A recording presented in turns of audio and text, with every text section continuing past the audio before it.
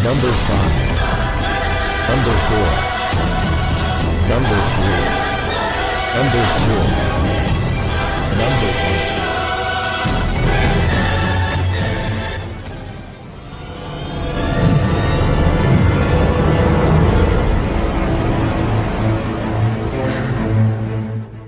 Pakar dan spesialis ilmu vibrasi antara diri Tuhan dan alam semesta, ilmu metafisika modern, ilmu kebatinan, ilmu pusaka dan benda bertuah.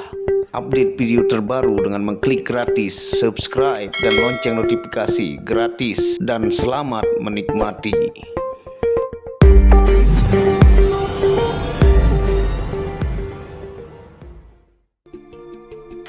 Bismillahirrahmanirrahim. Assalamualaikum warahmatullahi wabarakatuh.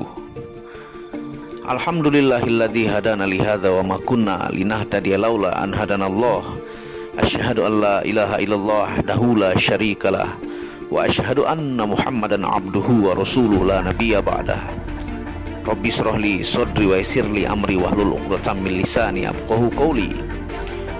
Alhamdulillah, pada kesempatan kali ini bersama saya lagi dengan Muhammad Hamdan Al-Ghazali dalam Tauhid Metafisik. Pada kesempatan kali ini kita akan membahas tentang video yang sedikit akan kontroversial dan Anda harus benar-benar telaah dan fahami, dan ini akan mudah difahami bagi orang-orang yang sudah belajar hakikat.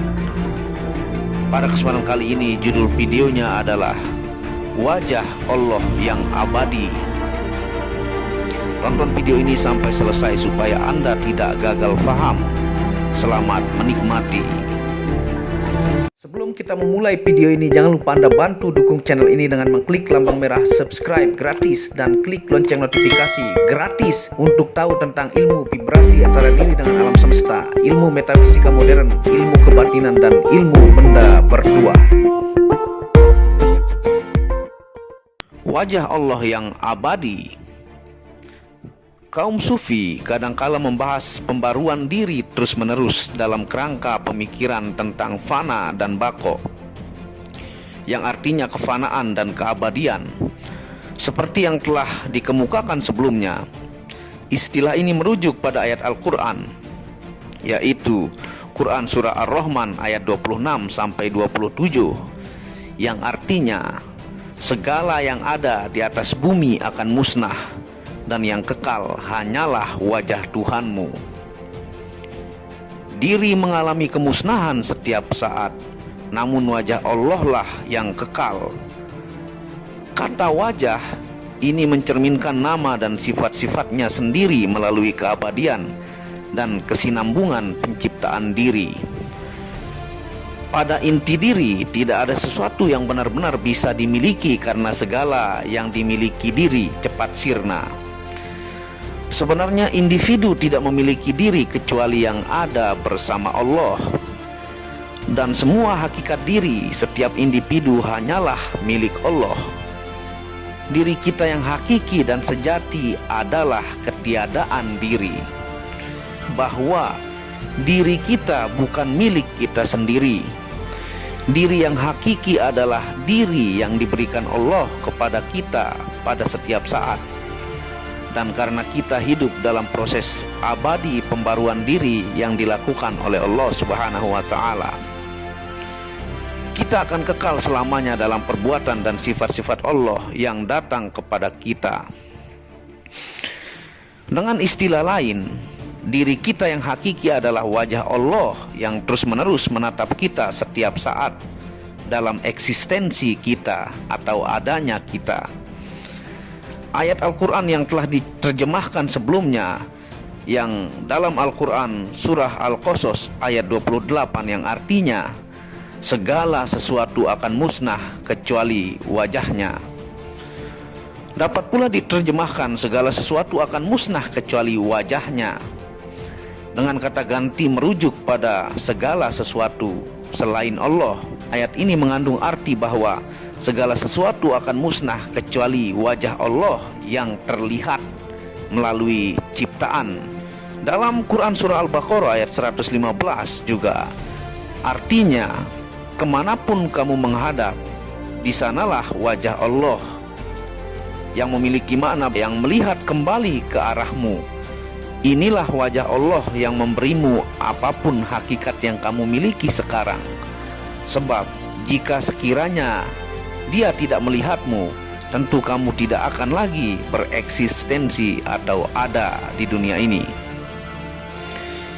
Jika kita membaca ayat itu seraya mengatakan wajahnya tidak akan musnah, ini berarti bahwa wajah Anda tidak musnah karena penghadapannya kepada Allah, dan hanya wajah Allah lah yang tengah Anda hadapi, karena tidak ada sesuatu pun yang melihat kecuali Allah. Dalam kitab Mishkat Al-Anwar karya Imam Al-Ghazali menjelaskan bahwa para ahli makrifat menyaksikan wajah yang tidak pernah sirna. Setelah itu dia mengemukakan bahwa segala sesuatu mempunyai dua wajah. Satu menghadap ke arah diri sendiri, sedangkan yang lain menghadap kepada Allah Subhanahu wa ta'ala. Wajah yang pertama itu melihat ke arah diri sendiri, yaitu arah barat. Sedangkan yang kedua ke arah Allah, yaitu arah timur. Perhatikanlah bahwa Imam Al-Ghazali mulai dengan mempertentangkan metafora atau disebut majas dengan hakikat. Metaforanya adalah pancaran cahaya, sedangkan hakikatnya adalah matahari. Maksud Imam Al-Ghazali dalam kitabnya Mishkat Al-Anwar adalah, Anda harus renungi makna kalimat ini. Para ahli makrifat naik dari kerendahan metafora kepada ketinggian hakikat, dan mereka menyempurnakan kenaikan itu. Setelah itu mereka langsung menyaksikan bahwa yang bereksistensi hanyalah Allah, dan bahwa segala sesuatu itu musnah kecuali wajahnya.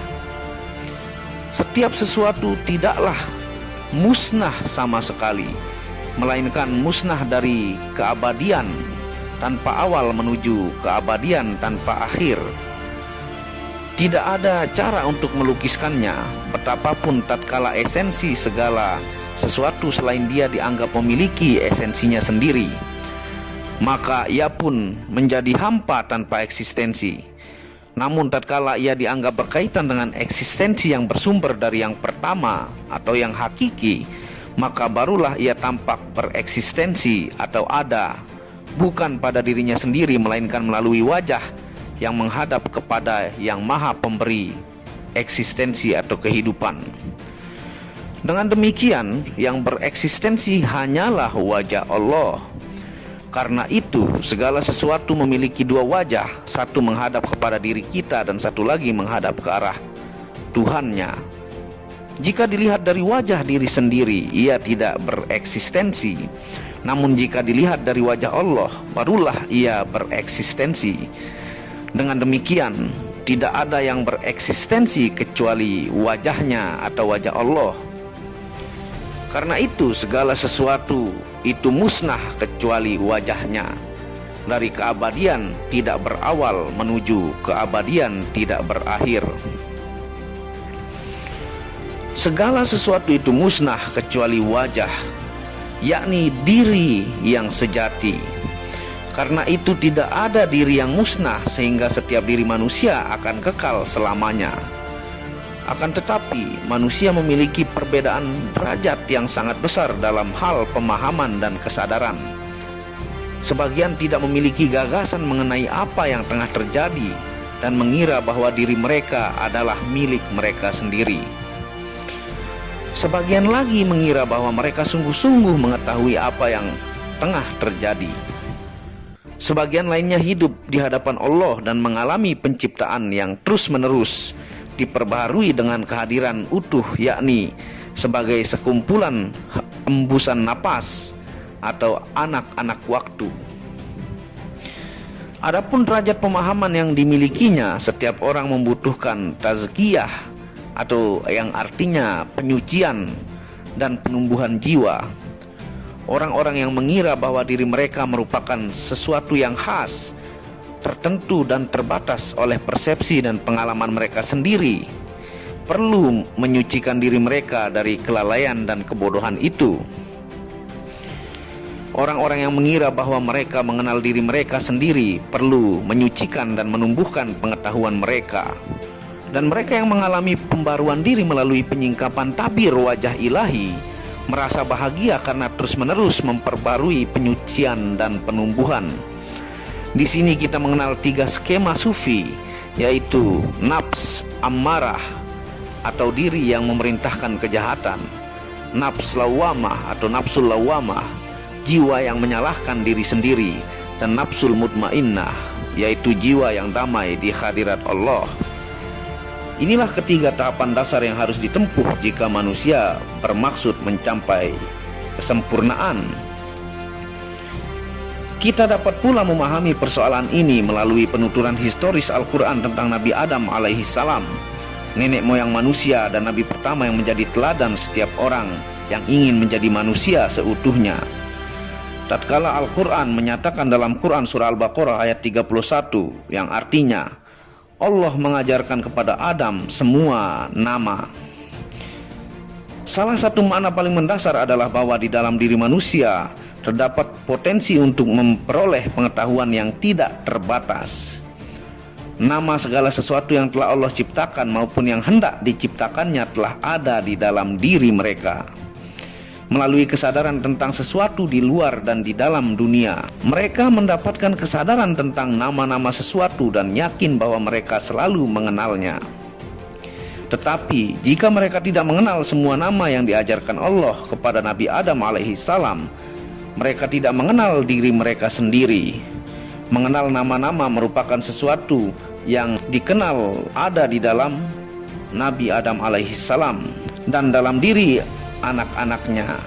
Orang mungkin saja mengatakan bahwa pengetahuan jenis inilah yang menentukan konsep Islam mengenai fitrah atau penetapan azali yang membuat manusia mengakui keesaan Allah.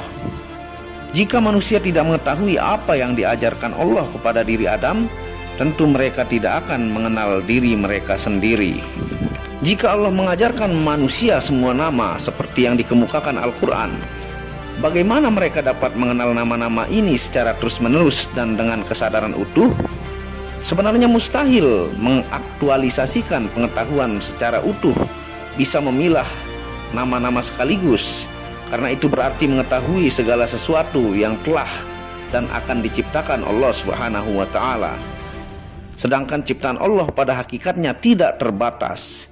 Dengan demikian, manusia akan terus mengaktualisasikan pengetahuan tentang nama-nama itu, dan ini menjelaskan rahmat Allah yang ada di surga, tempat ketika Allah secara abadi memperbarui kesadaran setiap jiwa yang beruntung. Neraka tentu saja juga menyertakan karunia kesadaran, hanya saja kesadaran yang tidak membawa kebahagiaan. Salah satu hal paling menyakitkan di dunia ini adalah kelemahan dan kebodohan.